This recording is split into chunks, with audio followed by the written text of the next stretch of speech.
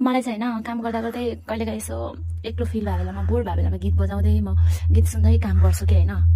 अनि आज यसो गीत बजाउँदै गीत सुन्दै काम गर्नु पर्यो भनेको हेर्नु न मेरो यो कस्तो क्युट वाला तर फोन रहेछ हैन, यो त्यहाँ माथि राखेको भएर क्युट वाला स्पिकर थियो हैन। यो बजिरहन्थ्यो क्या, यो हिजो बेलुकासम्म बजिरहेकै हो क्या। अनि अघि यसो ब्लुटुथ कनेक्ट गरेर बजाउन खोजेको यो बजेन हैन, के भयो भनेर मैले यस्तो हल्लाएर भित्र के हल्लिरहेछ भनेर हेरेको साथीहरू यहाँ भित्र के छ। वेट यहाँ भित्र त सर्व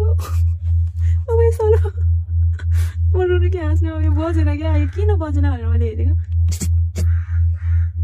सर्प चाहिँ होइन ल, कति मुसा छ कि कता लग्यो हौ। अब के गर्ने यसलाई मैले के गरेँ मेरो यो स्पिकरलाई के गरेँ यो मुसा हो कि छुचुन हो यसलाई त यसले मेरो स्पिकर बिगारे नि यसले के गर्नु रहेछ। हेलो हेलो महारानी, महारानी डाले जुम गरेर ओ माई गॉड कान त ठाडो पारेर सुनिरहेछ नि। तँलाई पख मैले के गर्छु अन्त तारै काटिदिएको रहेछ हौ यसले त, सबै लुगा पनि काटिदियो होला हौ यसले त। ओ माई गॉड तार काटेको, इ तार त पुरै चपाइदिएछ। तँलाई पख्न, तँलाई कान ठाडो पारेर सुनिरहेछ।